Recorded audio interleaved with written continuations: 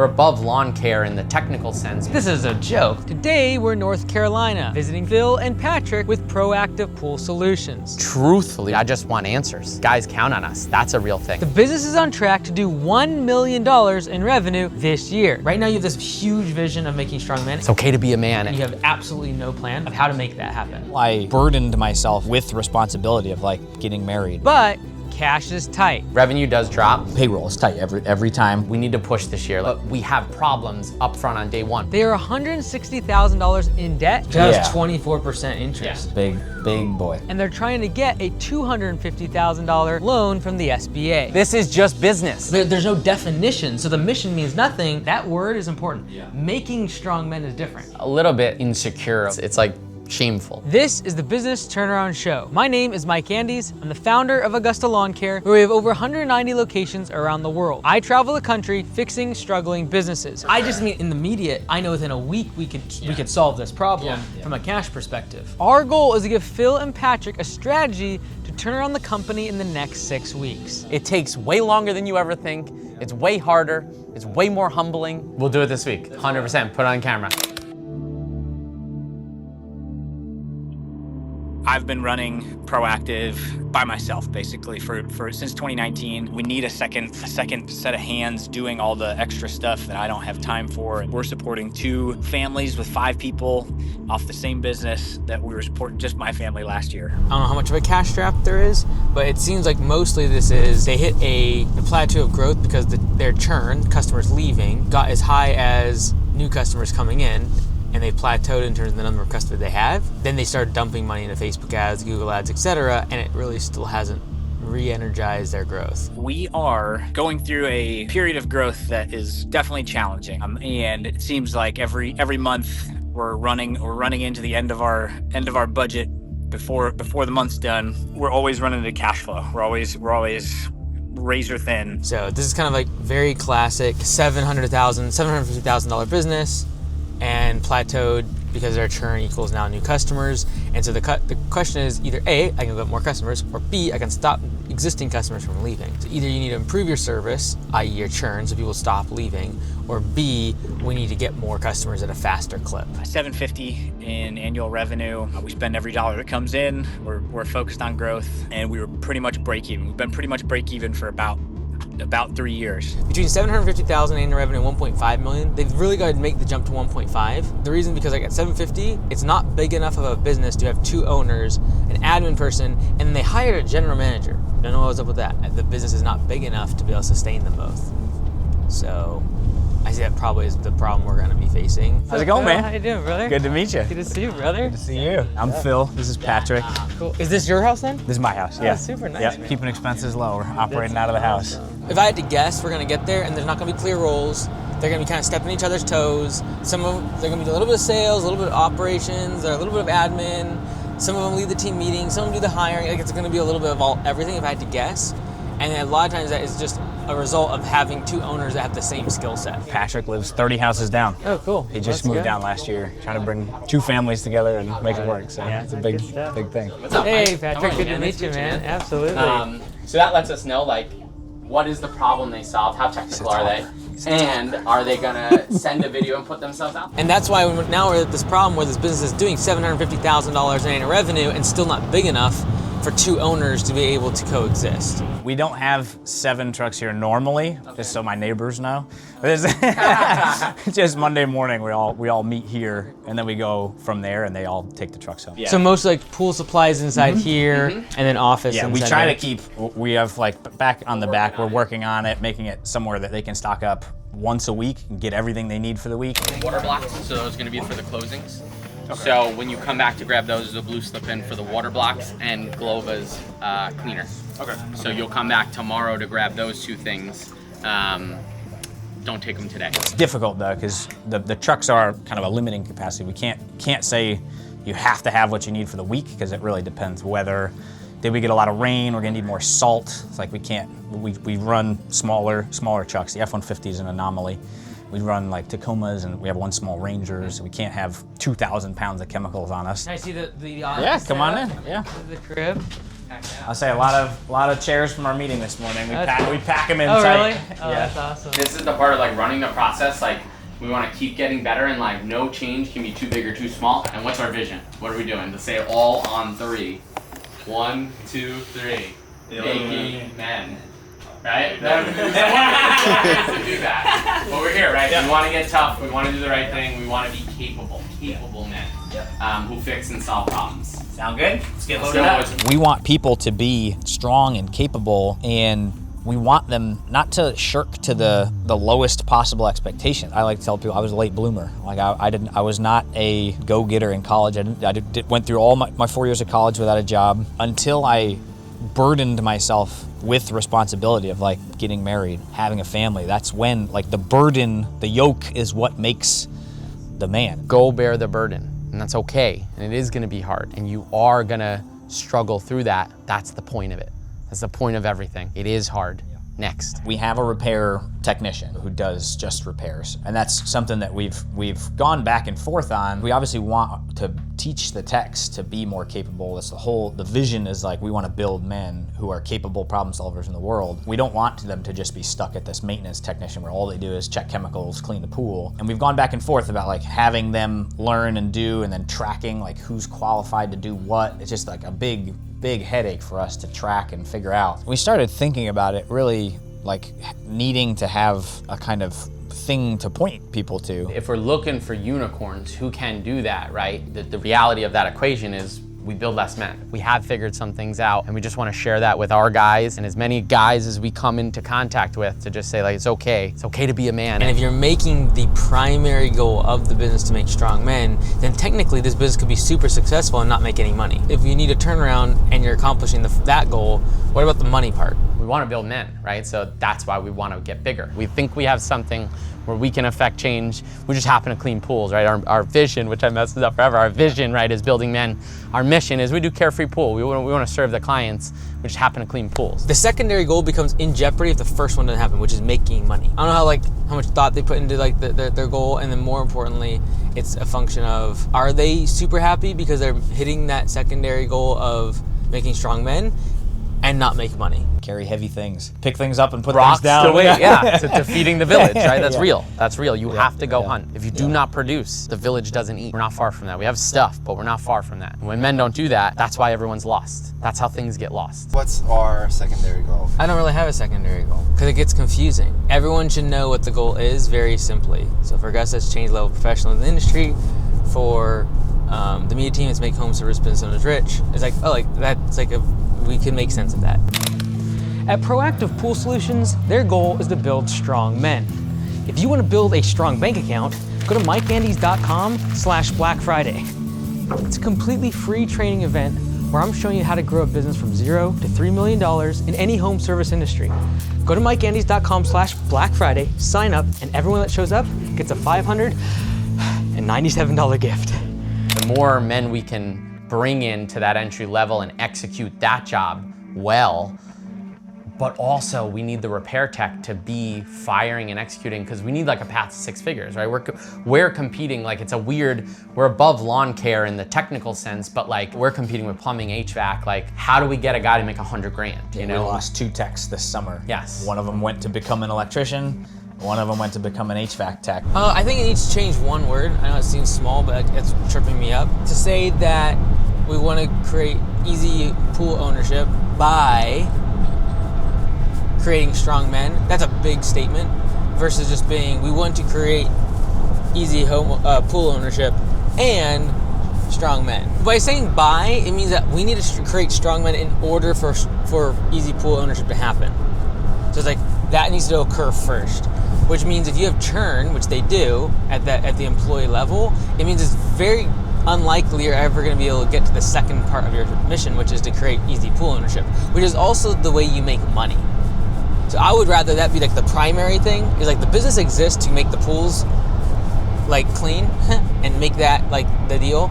And then a byproduct of that is that we create strong men. But it's just like, maybe to them it's more important to create strong men. Great. Well, as it currently states, in order for them to make easy pool ownership easy, they have to have strong men. That's a much harder thing to accomplish.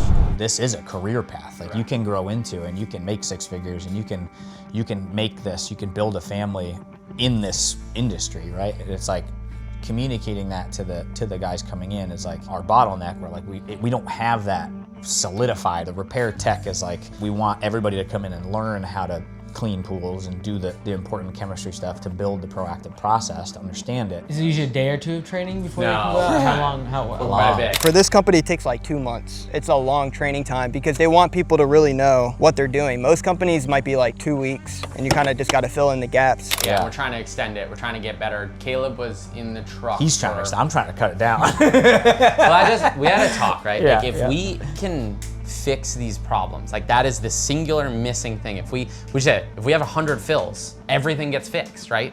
Just that's our thing. Yeah, it's difficult whenever one partner just leaves for a couple years because all the team starts to rely on the one partner, and then when that person comes back, now one partner is kind of holding all of the cards and like doing all the work. So it'll be interesting to see like what the circumstances were that you'd leave your business for 2 years, come back, and then just expect to be able to still be a partner at 50-50, if that's what it is. Give me kind of the rundown. So 2019 y'all started. Yep. Did Patrick start with you, or did he come halfway through? No, so or- Patrick, basically we were talking, I was working for another pool company. We've been friends for years beforehand. Funny story, he was like, talk to me about pools. And I'm like, oh, you don't want a pool. So much to do and you don't want that. And he's like, no. I mean, like, would you ever do this as a business? And I was like, oh yeah, definitely. It's a really good business. So like that's how we kind of started. I was working in the pool industry. Patrick basically has always been business minded and thinking of things to do. himself too much. Yeah. I was in an investor mode. Yeah. I made one good one. He basically provided the seed capital for us to get started. He was in New York remote, so it's just me on the ground by myself basically that first year. Last year, he started coming down once a month basically. He would fly into town. We would do 48 hours of work basically, sleep a couple hours in there, and then he would fly home. So we did that for almost a whole year. Was it a whole year? It was like a year and a half. Hired our first employee in like November. Fired that guy in 3 weeks. It was like, oh, not the right fit, figured it out. Then hired somebody again, and we've had employees ever since. We have family, a couple other businesses. Like, how do we do this? We just started getting up earlier, Yeah. 3:30, 4 o'clock, try to get it a couple hours in before the families get up to just Get a half day before try everybody's to awake. get progressively better. The first year, it was 156. 139, Yeah, 139, something like that. We've been at like 400 to 600 for the last 2 or 3 years. Last year they had a negative profit on the profit and loss statement. This year they seem to be doing better, but cash is still very tight. It looks like they're trying to do profit first. So they have like 5 different bank accounts. The OpEx account has a little bit of money, like 25, 30 grand,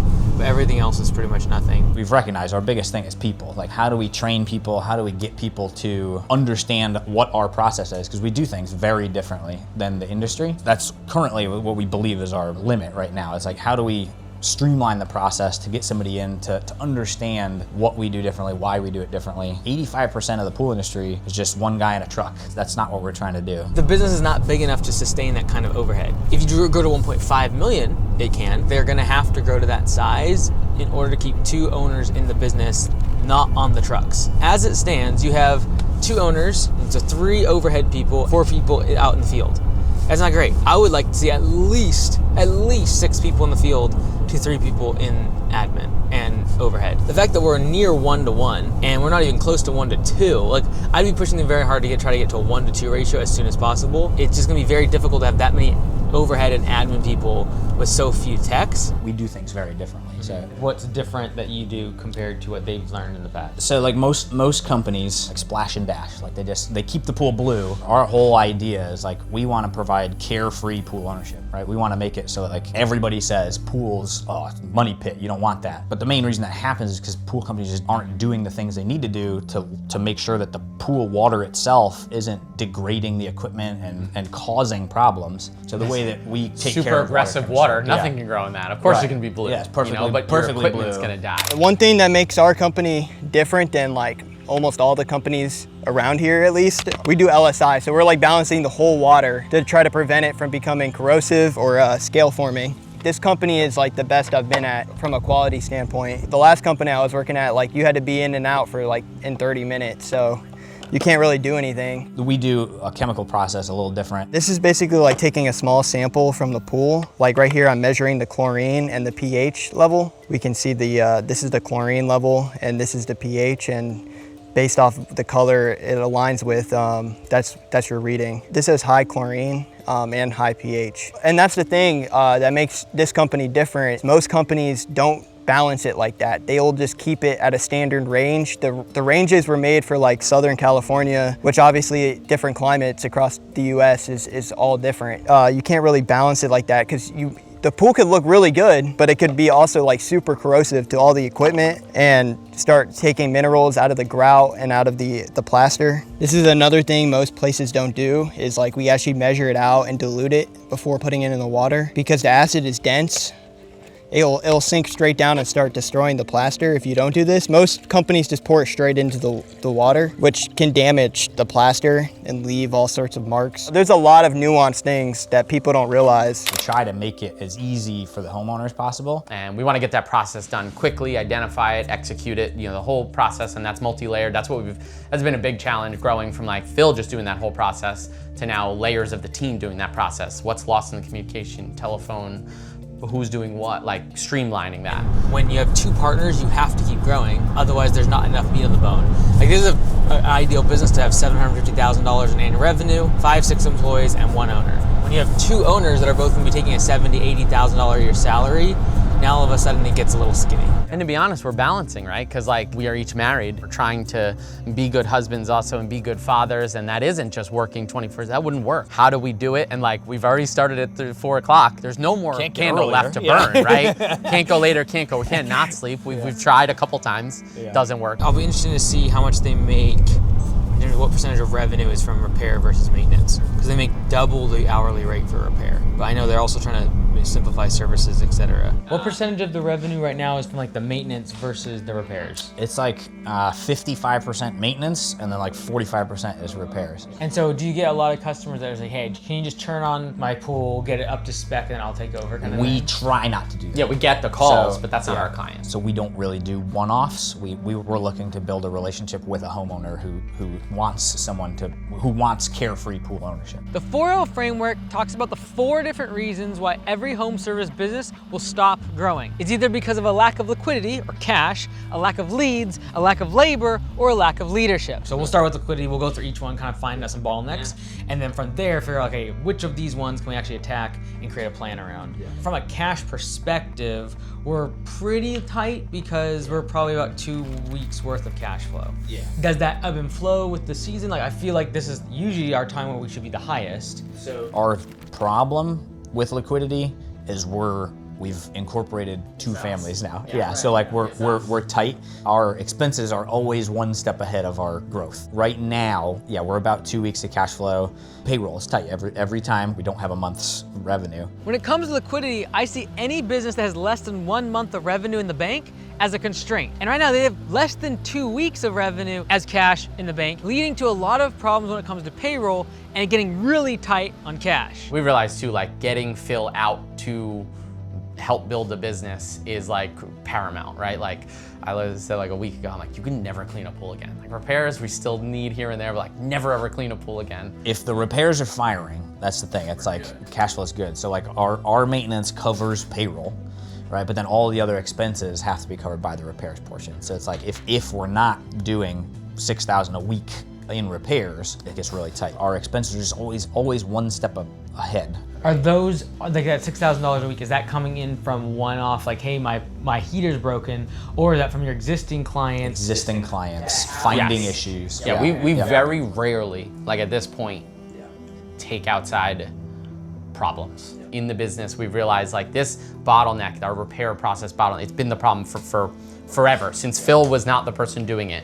So like we finally just came into it, like Phil being the estimator now in this process of like, okay guys, give all the feedback, all the problems that they find in the field, we'll write up the estimates, call the clients, execute, and then fill the repairs. The client calls do come in, where it's like people looking for recurring maintenance, they do come in. Our current problem is like we can't train people fast enough and just keep them around long enough to make it so that we have that excess capacity. We're always like one one step below where we need to be. When it comes to the next L in the 4L framework, leads, the biggest problem I see is that more than half of the leads that are coming in, they're turning away because the customer thinks they only want a one-time service. We want to get to the point where we have capacity, extra capacity for growth. The timeline to train people takes us so long that like by the time we get one person trained, one person left to become an electrician.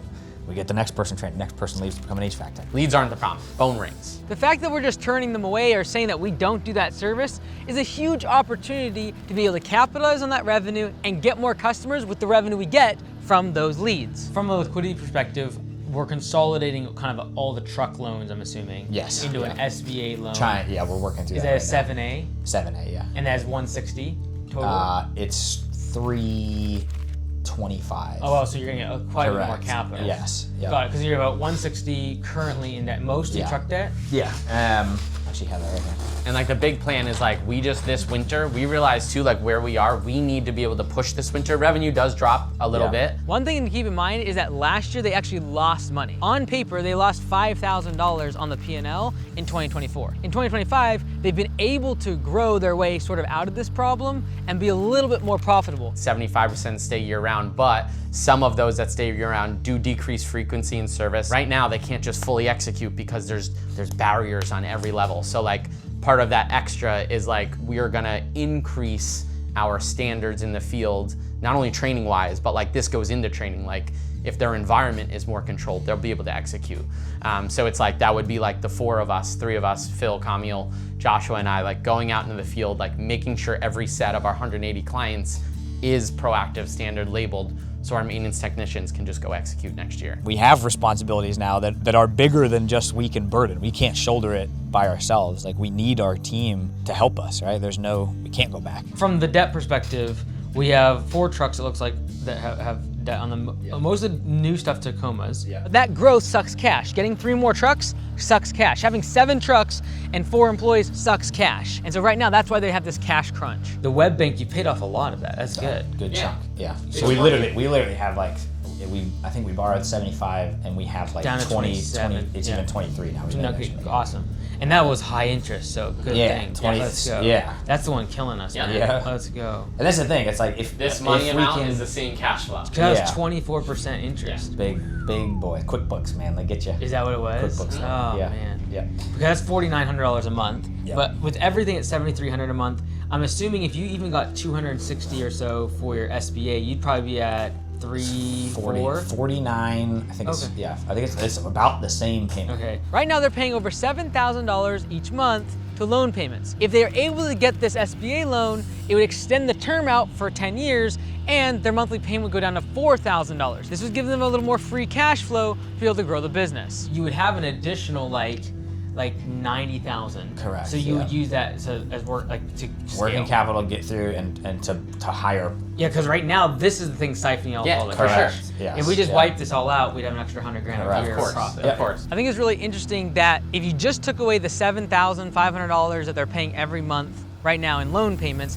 this is actually a really profitable business. And this is really the decision you have to make in terms of growing really fast versus do I grow a little bit slower but more profitably? Because if they would have just taken an extra few years and just grown slower and not bought the new trucks, not grown as fast, they might be in a position where they're only doing $600,000 or $700,000 this year but have no debt and be making more in profit. Now, am I saying that everyone should do that? No. Debt is a great tool to grow fast. Just know that it's going to come at the cost of future profits because right now they're paying $100,000 a year in loan payments. So if we're at capacity and we have a bunch of leads, why don't we raise prices? If we raise prices and we lose 25% of our clients, are we on top? I think, but we went through this spring, raised prices. We didn't do everybody because there's clients who We did our 40 worst pools, Yeah. time-wise. So Right. 40 out Yeah. of the, was it 200 we have? No, A little we less. hit like 180. It was like probably 176. 150 at the time, Okay. 40 out of Yeah. 150. Okay, Yeah. so we've raised prices about 25%. Yes, Correct. And like again, to your point, every Yeah. business per like crazy. Yeah. 2 left. 2 we gave them an option to pay in full, keep that price. 2 paid in full. 2 left. Yeah. 36 fine. Yes, we can get more profitable, but like, can we afford to lose 10, 15, 20 people? Like, truthfully, no. We're in like, that tight zone right Well, here's the thing. You're either supply constrained or demand constrained. And right now you have no demand constraint because you have tons of leads coming in. Like we So I've heard there is no problem with that. And I happen to believe we can convert way more of those by using a better mechanism up front for these people that call for one-offs. Because I would imagine it's probably like 50% or 60% of people are just like, oh, well, I don't want maintenance. Okay, well, we can figure that out. We haven't really put any energy towards that because we've been supply constrained with labor. And so if this is the problem and we have no demand constraint, we should raise prices. The reason I say that is because that extra profit is the thing that gives you the breathing room to feel like we can go expand. You're like, oh no, like, well, once we get more customers, then we'll be expanded. Like, no, like you won't be profitable on those profitable enough on those customers. We just still don't have the technique and the training to execute more leads that come in. Right, like that's the focus. Well, see, because if we got to the point where we lost 25% of our customers, which I don't think would happen, Sure, I think 5% will leave. But if that happened, you'd immediately switch from supply constraint to, oh, we need more leads. Right. Yeah. And then we could actually put some firepower towards that. Because right now it's harder, from what I've heard, to train people, get and find people, the supply side, than it is to go out and get new customers. Definitely. Right? Definitely. And so But isn't that shifting just back to like, okay, shoot, now we need to go find customers instead of train our guys and execute day to day? we can do both. Right, for sure. I just mean in the immediate, I know within a week we could solve this problem from a cash perspective. Yeah. Like if you raise prices on Right, 75% of people, but let's just call it what would you raise price on the lowest 25%? Like, We raise a lot, 20%. so if you do 20 to 25%, like if you lost 25% of customers, you'd get the same amount of money. But then you're like, well, we wouldn't have enough leads to keep the crew busy. Great, we will go solve that problem next. To solve the liquidity problem, we've got to raise prices. Not just in our bottom 20 customers, but all other 80%. If you're telling me that the only reason you can't go out and get more leads and advertise is because you don't have enough employees to do the work, well then let's reduce the work or make it more profitable. If you're at capacity, you either raise prices or you need to be going out and going into growth mode, advertising, getting more customers if you're trying to grow the business. I know it's scary. No, yeah. But like everything. Well, I just don't want to focus, like again, I feel like training the guys, right? There's a gap. Like we've a simple metric in what we do, our process. Like we realize the guys for years now weren't doing it. Like it's unfathomable. It's like not weed whacking. Right. So why do you not train the guys though? Like when you're like, okay, I need to do X, all these other things and train the guys, why isn't it we don't train the guys? It's because all these other things need to get done so that we can make payroll this week. Sure. And so by taking away the stress financially on liquidity, it enables you to be like, oh, I have the cash to be able to go spend an extra couple days with this technician, or do a one stop at all my customers' house and label everything. Right. Because now I have the cash. Right. You see what I'm saying? Yes. So that financial pressure, that financial pressure can cause what we think is the problem. Labor. It's like, no. If you had plenty of money in the bank, you would all probably have a longer meeting. You would probably talk to each person a little bit more. You'd probably go with all of them and do better spot checking. You'd probably label everything better. Don't tell me we could have a longer meeting. That's awesome. Tremendous. I'm on board. But financially be afford the long meeting, right? Sure. So it is a little bit of a chicken and egg thing. Sure. But I would say, whenever someone is just yelling that like we do not need leads, this is not a problem. Right. But we can't get people and we can't keep them in terms of employees. We need to raise prices. We know that, we hear that, we did that. And I feel like we probably just like, we did that, but like maybe we didn't do it enough. That's what's tricky. Feel like we did, but we really didn't. And it's like, what did we raise? Like you said, 1,500 a month. It needs to be 6. That's the difference. We didn't do the whole list. If I'm going into a demand constrained business, I would agree, raise the bottom 25%. Because then if some of them leave, it's like, okay, not a big deal. They were our worst customers anyways. But if you're supply constrained, which means we can't find enough technicians and we can't train them, and they're leaving, I say raise all of them, because your best customers look to you as the best vendor. Sure. And your best customer is the person who is, as you said, price insensitive. Yeah, absolutely. So they should be able to have a price increase. And then by you having that extra liquidity, the extra cash, you do a much better service. Because to them, that ideal customer, they don't want turn. Yeah, for They sure. do not want a whole bunch of new technicians all the time. They don't want to be answering the phone by heard different that people. feedback, And so they are willing to raise prices. Yeah, sure. Across the board, 20%. We'll do it this week. Let's go. 100%. Put it on camera. Let's go. We'll do it this week. 100%. We will do it this All right, week. let's go. Still a little scary. I was like, this week. I'm sure you were like, dude.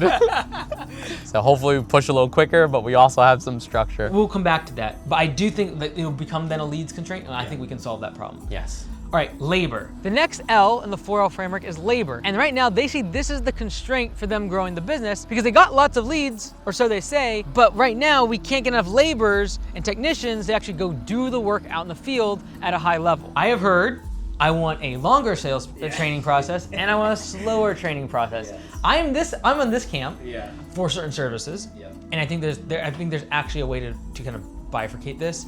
But how long does it take right now if someone comes in here completely green? We just did one, 5 weeks. Okay, 5 weeks with a trainer in the truck. With a trainer in the truck, correct. And that's before they can do maintenance. On their own, yeah. Okay, what level of training is required in addition to that for them to do repairs? Like a couple years? I haven't even gotten there. Okay, yet. all right, cool. Yeah. This is where you have this gap. Right now you have this huge vision of making strong men and you have absolutely no plan, from what I've heard, of how to make that happen. Yep. You gotta create a process to create someone that's green into a technician that can make 100 grand. And there needs to be clear steps to do that. Yes. The reason people leave is because they feel like they're just a tech here for a year, 2 years, and they're doing the same thing. I'm gonna give them a stage by which they can move up in their career. And then they have the place where they're going.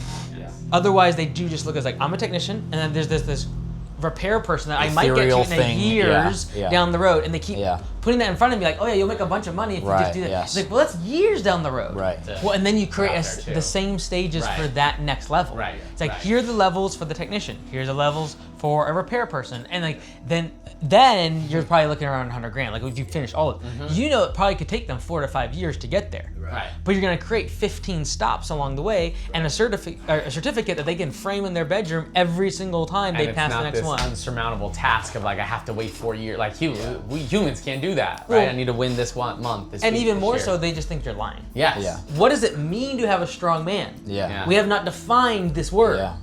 And if we have not defined this, like, is it making 100 grand that I'm a strong man? Yeah. Is it a function of like muscle? Is it a function of a person? There's no definition, so the mission means nothing because we have no definitions to it. 100%. Yes. Like I've done manly things and good things have happened. I have a wife, I have a beautiful family. We do need to define them better.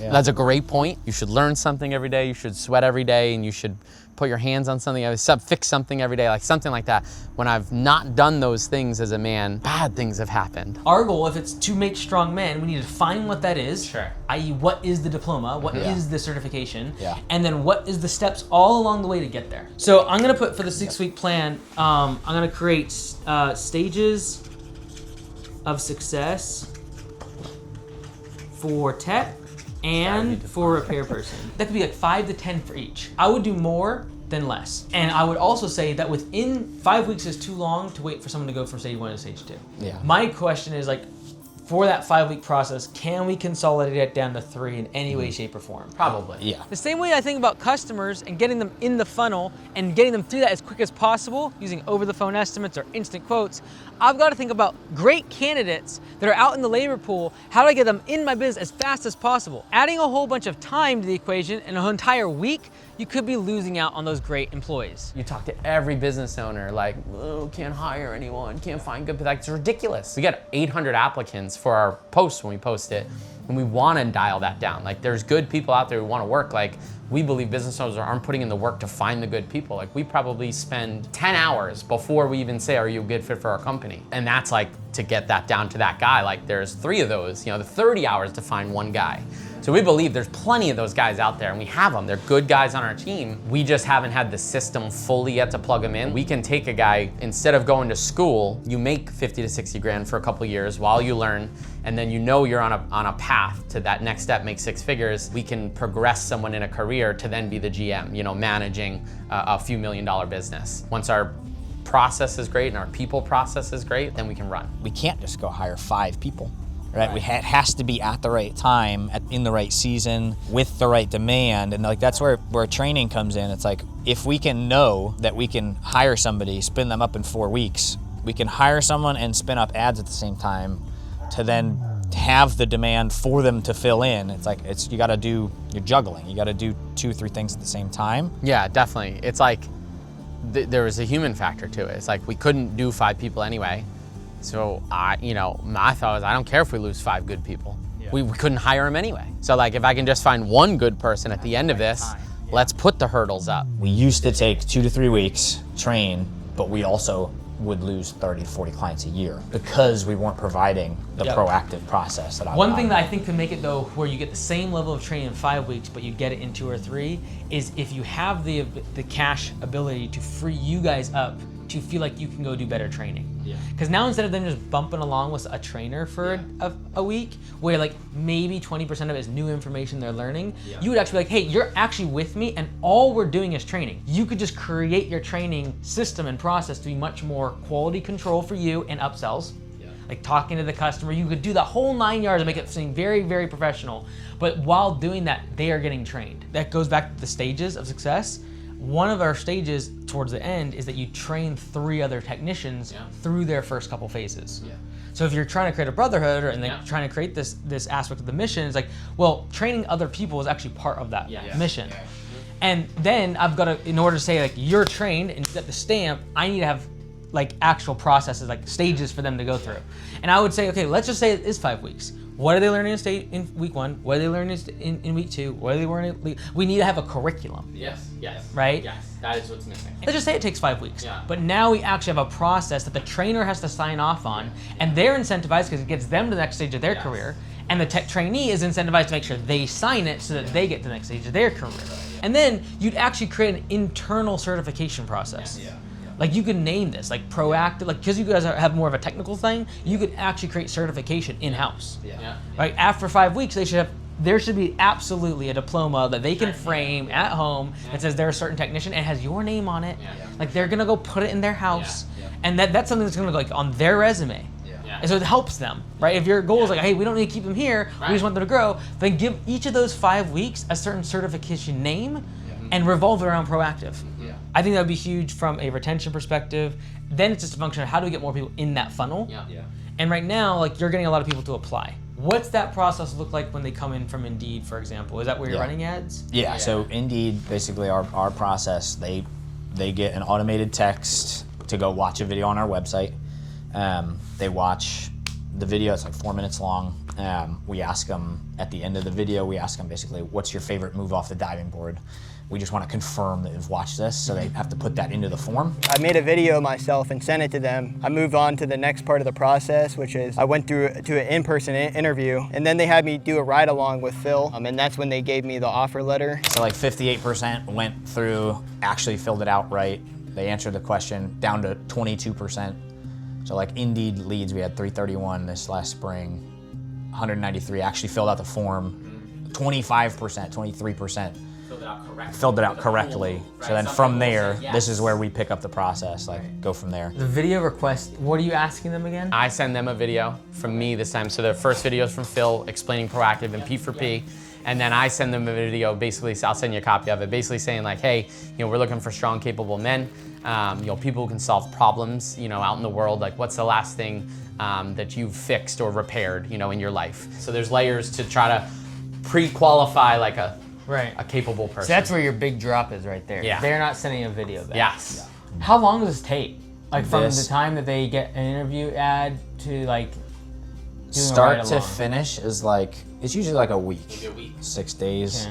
Yeah, the challenging part is the good ones are gone. The good ones are gone. We used to be around a week to 2 weeks, and then once 2020 hit, like we just had to change everything. It's like, look, if this person's good, we will actually negate reference checks. Because like, see, if you look at your reference checks, there's not a big drop off there.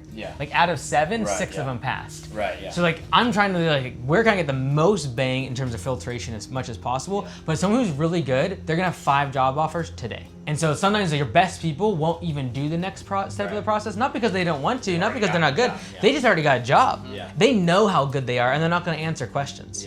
Right now, there's a good chance that Proactive is actually losing great candidates and employees because of the filtering system they've put in place for hiring. If it takes you a week or 2 weeks to get a candidate in the door and give them a job, there's a good chance that if they're an A player, they could have 5 other jobs given to them in that time period. It's a matter of like, how can we automate this so that we still get the best people that want to work here?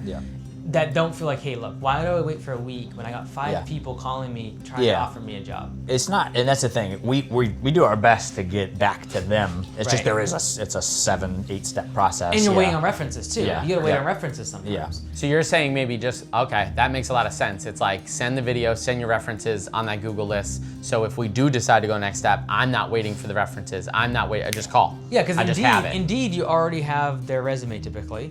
Some of them will have references on there, but I usually don't like to call them anyways. You can just make one very short form. Don't make it 10 questions. A couple of questions and then the video, and that'd be the one weeding out. That will weed out 90% of people. Yeah. Instead of doing 3 back and forths, Yes. just do it all. Because a really good Yeah. person, they apply, I really want to work here. They get a message immediately back asking them, they'll do that. But they're not gonna wait for references, and then an in-person, and then a video, and then a form. Like, they're just like, all right, I'm out. And so I would just reduce all of that to one filtration system, which is like Indeed, form with a video attachment, and then from there we can make a decision. Hey, thanks so much for watching the video. Real quick, I wanted to invite you to a private event that I'm hosting online at mikeandys.com/Black Friday. That's right, it's on Black Friday. It's gonna be a live stream that includes a whole bunch of training that I've been working on for over a year. It's gonna be completely free for the first 500 people that sign up. So go to mikeandys.com/Black Friday, sign up for the registration, and there's also 3 massive announcements that I haven't even shared with my team that I'm gonna be sharing at the end of that live stream. So you'll definitely wanna be there. mikeandys.com/Black Friday. We'll see you there. We're now going to make the interview process from 6 or 7 filters to maybe 1 or 2. Right? So it's Nah, like we can get a lot of that up hit front. the video, do it in person, and we can get them in the truck. We Part of it is haven't though, had the again, like courage yet. if you look at how many people you're sticking, once they get past that video, they're coming all the way through.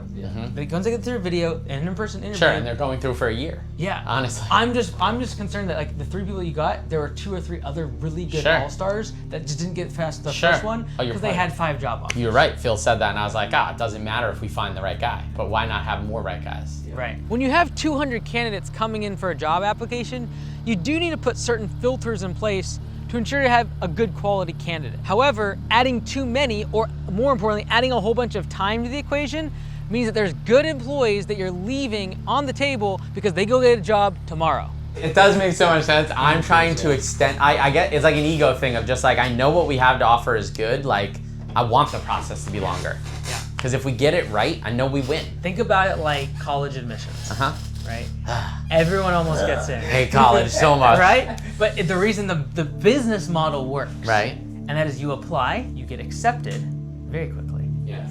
And then you get in and you have all these stages till you get this piece of paper at the end. The same thing is true when it comes to like the business. We want them, if your goal and your mission is to make more strong men, we need to find pleasure in the fact that we can take weak men and make them strong. We don't need strong men to stay here and become strong. Like the mission is actually accomplished by taking people who aren't strong. Yes. And making, that word is important. Making strong men is different. Yeah, finding strong men. Yeah. Right. Right? Making- Like if correct. you're just finding strong men, it's like great, then we will do a very different. Right, If you're for trying, sure. your goal is to make, like produce them, Yes. like a conveyor belt. We need to create the conveyor belt, knowing that when they come in, they aren't gonna be a strong man. We're trying not to like lose what matters in this. And that's the vision, right? That's to show the guys like, you gotta do good, you gotta work hard, you gotta be the guy, but this is what actually being the guy looks like. Well, this is like the least amount of numbers I've ever talked about in a turnaround, and it's because you guys actually, this means something to you. Yes. Yeah. And I could tell, so it's like, instead of me being like, I usually attack this stuff, be like, oh, that's a facade, just get past it and make more money. I promise you. I actually think it matters something to you. That's why I think you doing it and creating a system and process for it will unlock the business side. Personally, I think like make it more about money, because then you can do whatever, like things will change. Like as they get older and things, like like that sort of like what you think is important might change. So I like money because it's just easier for everyone to understand. Also, you create this bottleneck for which everyone in the organization has to kind of agree with this other thing. Personally, I wouldn't do it, but like that means a lot to them. And I respect anyone whose mission actually they care about. Like if they would have said like strong men, and then I get there and like they're just like, they can't figure out the numbers and they never mention this mission thing, I wouldn't even have acknowledged it. I would be like, okay, let's make more money. Because that's all you really care about. So some people will listen to what I talk about with them and think that like, oh, I should do the same thing in my business. I should make it all about like building certain, if you don't care about that, everyone knows. And so just make it about making money. And so if in doubt, make it about money. If you have a really strong passion and vision that you know you're gonna forever want to be caring about this, make sure it's very, very clear so that people know if you're actually hitting that goal. So like, for example, like with Augusta, it's like our goal is to change the level of professionalism in the industry. But like we've made it tangible saying we need 1,000 locations. So that we know, okay, where are we at on the progress to meeting that goal? One thing that we've done is actually created stages for the owners. Sure. So that way we can be on the same board and say like, oh, we are trying to get to the next stage also, right? Yeah. That would be down the road for you all, Yeah. but like it's definitely something to think about because the whole point is that like, hey, we aren't like, the strong word is tough. You want to create a definition around that because you don't want to make this like we are perfect because you aren't. And making that very clear in that messaging is like, hey, we're all like this is never. There's never actually a finish line. Like there's always a constant evolution and constant improvement towards this. What this strong man looks like. Because then you'll be able to get people in the door faster, and then you'll be more fulfilled taking someone that's like not a strong man and making them that. You want to know who the vision's most important for? Us. Like truthfully, we know we need to be better. If you're gonna have a mission statement or you're gonna have a vision, make sure it's very clear. Don't have nebulous terms that we can't define. If I want to create strong men, I should probably know how to measure what a strong man is and then calculate how many strong men I create. The ability to be able to do that makes things much more concrete for your team and gives them a roadmap to be able to work towards. Super cool. We are the first that need the help. And that goes right into leadership. Yeah. Okay. So right now, from what I have seen from afar, correct me if I'm wrong, there's a lot of crossover Tons. between your two roles. Yeah. Okay. Do we want to solve that problem, or is that something that we actually have built in order to be able to kind of be we replace each other in the business? I don't like We cannot replace it. That's like it's weirdly crossover, but it's like it's crossover because of camaraderie. The way that I look at it is like for the past 5 years, I've been doing leadership and I've been doing technical process. My ideal is like I'm a process guy. It's like what I have fun doing. So it's like my role, I feel like, is more of a what's the process. Patrick's role is like how do we actually make that process happen, right? How do we actually get that implemented? So I think that we need to be delineated. Yes, it needs to be clearer. The last constraint for any home service business is leadership. And as they get to $1 million plus in revenue, this becomes even more important. I would say incoming is Pat, and then like internal sales is me. So like upsells and stuff. Right. Yes, Yes. Writing the estimates right Yeah. now. It might be helpful to separate as you grow maintenance versus repairs. Yeah, I think 'Cause so. I feel like yeah. you can handle all the operational stuff for maintenance, like chemicals, stuff like that. It's like, it's as soon as something breaks or something big happens, you're getting pulled in. That's where I think it's like, I know you guys have made an org chart, but I think it's like a matter of creating one that right now you might have 5 positions on, right? And so like I do think like a GM at the top of everything is probably what this looks like at 1.5 million. Yes. And then you're gonna have sales, like a sales manager. Then you're gonna have an admin manager, like office manager. Oh, you have one? Yeah, definitely. I just want to show you. How much do you think about that? So you've had a small business, you've done it. Now starting Copilot, you start a bigger business in a bigger position. How do you balance between the day-to-day of like what we are, it's funny, EMIF, you have 10 positions, we're all of them, put your name on it. But with that in mind of the growth, like how do you, and is it something like you progress towards? Like, did you start Copilot in the same way?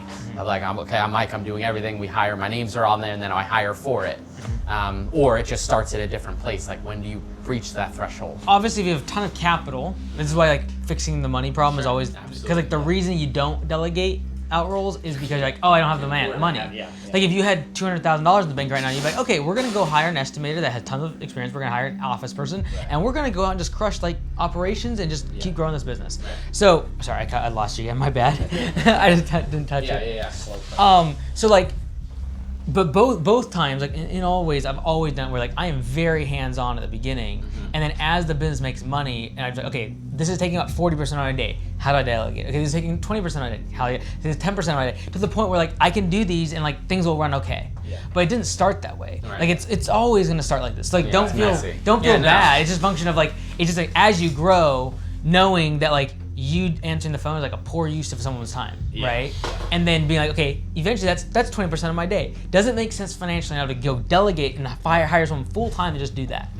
So I can like unlock half of my day and go do something higher leverage. So that's the brief structure of like, we have a handful of maintenance technicians, they run in the field, we identify people who can be on that repair level, they work towards that, and then you learn human levels to train to new businesses, knocking sales, like And that brings a candidate qualified up to estimator. If like you have a guy who just doesn't want to be GM, grow, and just wants a job, that's cool. That's like, but like if you want to grow GM and then like you grow that next piece of like learning business, running the P&L, and we know chemistry's not right, we know companies aren't doing it. How do we have a qualified person do it? And then when someone says yes, be ready to do it. Yeah. Like that's another problem. So I would say you're thinking like 5 years ahead versus thinking, okay, what could I do? What am I doing now that's preventing me from doing that? Because I agree that sort of person is the thing that unlocks your growth. The question becomes, what are you doing now that is not that? And that becomes in question as to, should I be delegating those tasks? Yeah.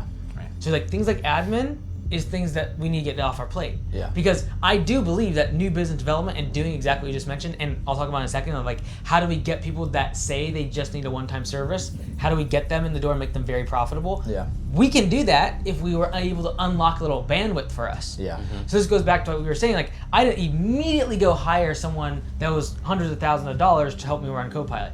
But like I built up the point of, okay, now they're like 40% on a day. I need to get rid of this off my plate. Now I go hire someone. Yeah. I would say the same thing is true with your admin. You're doing a $25 an hour task by answering the phone, doing emails, etc., even running reports, that if you just delegated that, it would give you the bandwidth to go do one step above, which is the new business development. Right. It makes so much sense. We wouldn't, truthfully, without a few guys, we would not be where we are, hopefully in a good place, ready to break through without those guys. We wouldn't be there without, but then to like just to hear it again in person, it's nothing new. It's like raise price, like cool, you didn't do enough.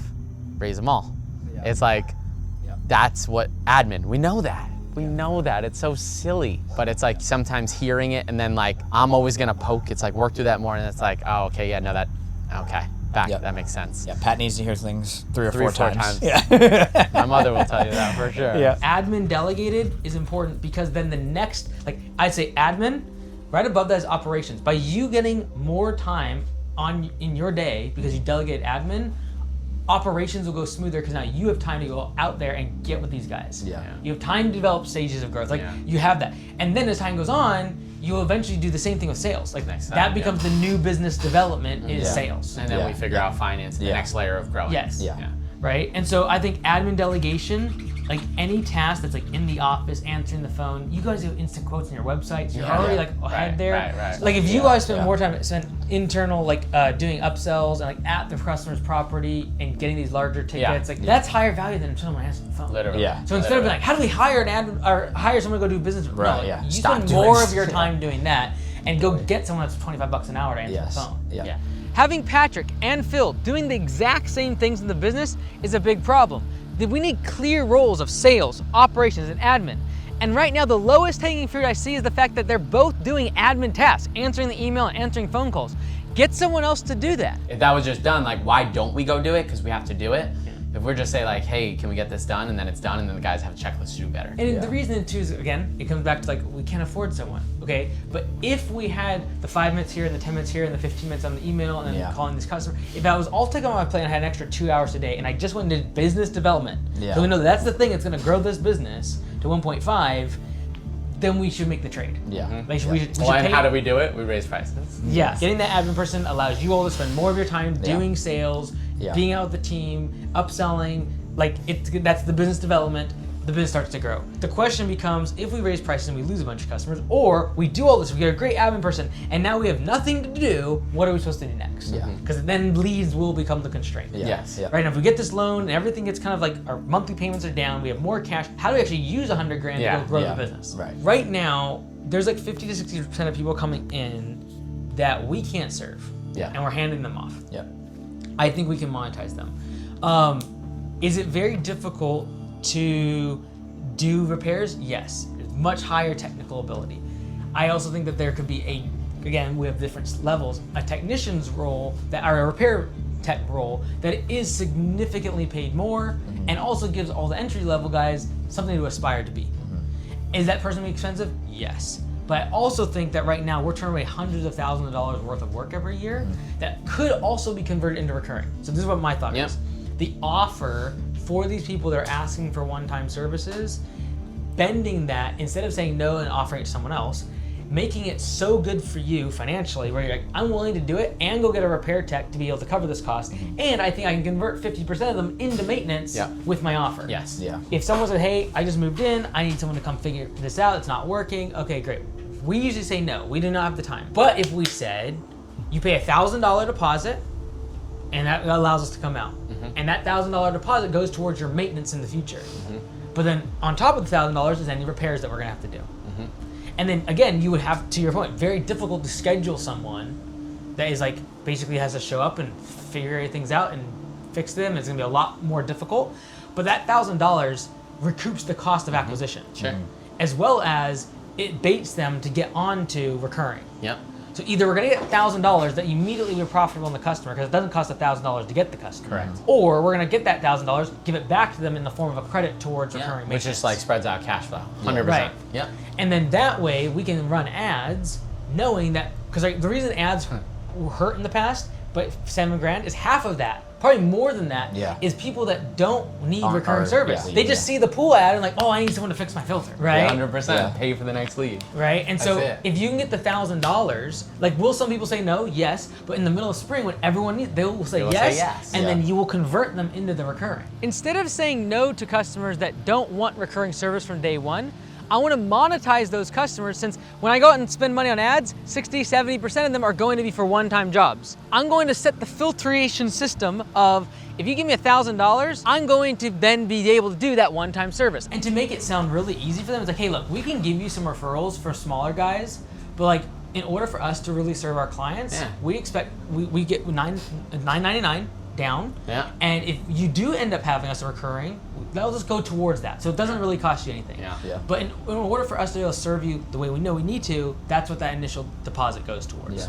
I'm gonna sell that $1,000 initial fee as a consultation fee that is a credit towards future recurring services. That way, if they just want their filter changed, if they just want the one-time job, I keep the $1,000 and use that $1,000 to go do marketing and advertising and get more recurring customers. Now, would you only do that towards future maintenance, or would you do that towards the repair they may have? I would not do it to the repair. Right, it's like I the would do it repair because is I need separate. that money. Right. Because that's what allows me to go hire a repair tech. Spread it out. Yeah, sure. because it's so expensive. Like, Yes. but bottom line is, as long as you can get, let's call it 80 customers a year to say yes to you, you just paid with the $1,000 for that repair salary. tech. Yeah, sure. Yeah. And that repair tech is going to bring go in generate $250,000, $300,000, Yes. and that goes straight to the bottom line. Yes. Yeah. And there will be people saying no to the $9.99. Of course, but they're saying no right now. I'm giving them to Sean. Yeah.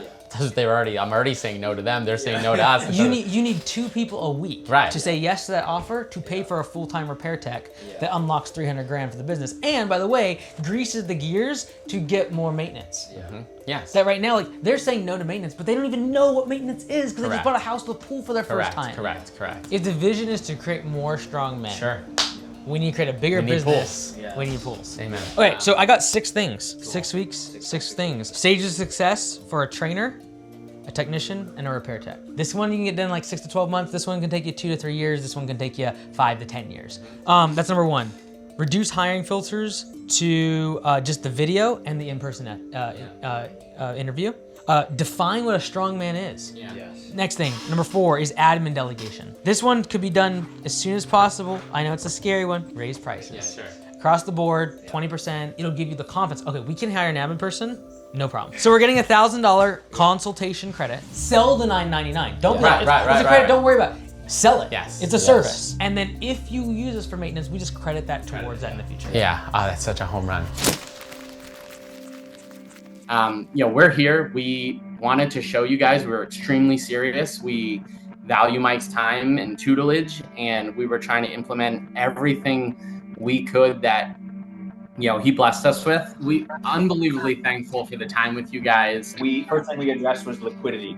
We had basically 2 weeks cash flow, and we did end up having an SBA loan closed. So we basically got enough to put a month and a half of cash flow or revenue in the bank, and we have kind of like a war chest for the spring when we come up to trying to grow and put money into marketing. Another thing he said was repairs are where the profit are, and we have kind of revamped our estimating process for the repair side of the business and kind of separated it out to allow the repair technician to just go execute repairs. So that's kind of going to help there. The other thing we talked about was the $1,000 initial visit to kind of get cash up front. That's one place we implemented literally the day after you guys left. What it did is basically we're pulling up 2.5 months of revenue every time somebody new signs up. So it just pulled that cash flow up. To segue into leads is what it did for us after a couple conversations with clients calling in looking for services who happen to be looking for regular maintenance. The one lady put it perfectly. She was like, oh, I understand. Like, you just want to make sure someone's signing on for regular service, not having you come out, do all the work, and then not continuing with services. And we're like, yes. So what it's really done for our leads is it's qualified our leads for our ideal client who is just looking for carefree pool maintenance, wants to be hands off. So that's someone who will just pay $1,000. So it's given confidence to a few clients coming on board, which has been great. Yeah. Another thing that it did, honestly, that we didn't even think about is we've always had this awkward invoicing of like, if someone comes on mid-month, we're like, do we bill them half a month? Do we send them another invoice? So that just totally disappeared, which was awesome. Because now it's just like they pay the $1,000, we get the invoicing right, and then just when that credit rolls over, then they roll right into billing, which is great. They're like, this is great. We're not paying for them up there. Right. Yeah. So win-win-win. Exactly. Moving on, labor. This is where we really felt we are constrained. We need more people. We need a faster process for getting people up and running. So basically, we spent a lot of time really diving into our training process. We've got a whole new process for that's actionable on like a day-to-day basis. It's not just we got a nice packet a nice 45-page packet. That's really we broke it down to a couple different things. I don't know if you can see, but yeah, the big thing was getting that written down and something that we can actually action on. Also attacking it two-prong. Mike, when we had talked about the hiring funnel, Mike made a very keen observation of like, this was very drawn out. We're losing A players. Those are one of the points he said, can we condense, look in the hiring funnel where like, if they make it past a certain point, you're probably doing an in-person interview and hiring them. So we condensed that first step for getting a video, 2 references, and their contact information all up front in that first step, which led us to this candidate quicker. The process was much faster. He was great. Next up, leadership.